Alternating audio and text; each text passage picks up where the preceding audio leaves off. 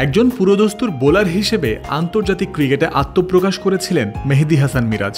বয়সভিত্তিক পর্যায়ে genuine allrounder হিসেবেই তিনি খেলতেন। তবে ন্যাশনাল টিমে তার ব্যাটিং সামর্থ্য সামনে এসেছে খুব বেশি দিন হয়নি। ইতোমধ্যে মিরাজের আন্তর্জাতিক ক্যারিয়ারের বয়স হয়ে গেছে প্রায় ৮ বছর। এর মধ্যে যে কয়েকবার নিজের ব্যাটিং দিয়ে মানুষের মনে ভাবনা জাগাতে বাধ্য করেছেন, সেগুলোর মধ্যে শুরুর দিকে থাকবে ২০২২ সালে খেলা ভারতের বিপক্ষে ২টি ইনিংস। সেই হোম সিরিজে রোহিত কোহলিদের বিপক্ষে প্রথম ম্যাচে ৩৮ নট আউট ও পরের ম্যাচে ১০০ রানে নট আউট থেকে একা হাতে বাংলাদেশকে সিরিজ জিতিয়েছিলেন এই অলরাউন্ডার, সেটা ব্যাটিং অর্ডারের ৮ নম্বরে নেমে। টেস্ট ক্রিকেটেও মিরাজের সহজাত পজিশন এই 6 ডাউন। ব্যাট হাতে যা কিছু অর্জন তার সিংহভাগই করেছেন এখানে। এই পজিশনে ৩২ টেস্ট খেলে করেছেন ১০০০-এর ওপর রান। সবশেষ পাকিস্তান সিরিজের ২ ম্যাচেও 50 করেছেন এই ৮ নম্বরেই।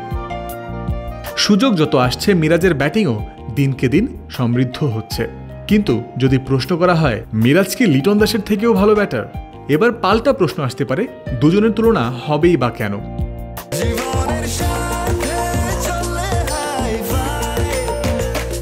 স্বাস্থ্যকর অল টাইম হানিকম, সব সময় all time healthy life. Liton একজন উইকেট কিপার ব্যাটার, ব্যাটিংটাই যার মূল সত্তা।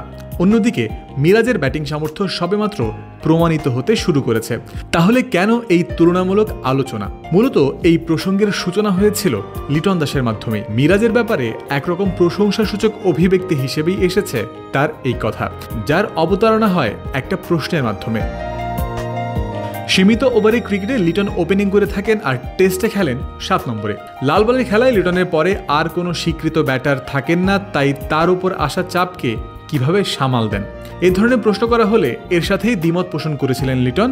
তারপরে ৮ নম্বরে ব্যাট করা মিরাজকে নিজের থেকেও ভালো ব্যাটার হিসেবে আখ্যা দেন এই কিপার ব্যাটার। চাপ ভাইয়া সব জায়গায়, শুধু ওপেন করলেই চাপ আর ৬ খেললে চাপ না।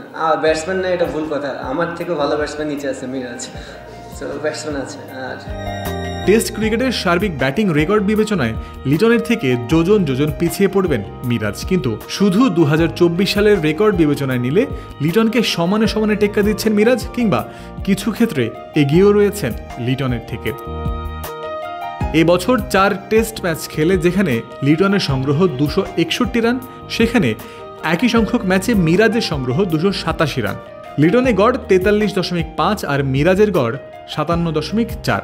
শ্রীলঙ্কার বিপক্ষে একটা ইনিংসে ৮১ রানে অপরাজিত থাকার সুবাদে তার গড় উঠেছে এই পর্যায়ে। একটা করে 50 ও সেঞ্চুরি করেছেন লিটন, আর অন্যদিকে মিরাজ করেছেন ৩টি হাফ সেঞ্চুরি। ৩টি আবার ছাড়িয়েছে ৭০ রানের ঘর। মিরাজ হয়তো নিজেও মনে করবেন এর মধ্যে অন্তত একটা ইনিংসকে সেঞ্চুরিতে কনভার্ট করা উচিত ছিল তার। তবে দিন শেষে লিটনের বলা কথার সূত্র ধরে একটা বিষয় বোঝা যায়, মিরাজকে ওভাবে প্রশংসা করার মাধ্যমে তার প্রতি নিজের আস্থার বিষয়টাই প্রকাশ করেছেন তিনি। সামনে নিজের আরও সাফল্যময় ব্যাটিং ইনিংসগুলোতে মিরাজকে সঙ্গী হিসেবে পেলে অগাধ ভরসা রেখেই নিজের মতো করে খেলা চালিয়ে যেতে পারবেন লিটন, যেমনটা কিছুদিন আগেই করেছিলেন রাওয়ালপিন্ডিতে দ্বিতীয় টেস্টের প্রথম ইনিংসে দুজনে মিলে ১৬৫ রানের জুটি গড়ে। জয়ন্ত বিন্দু, ক্রিক ফ্রেন্সি।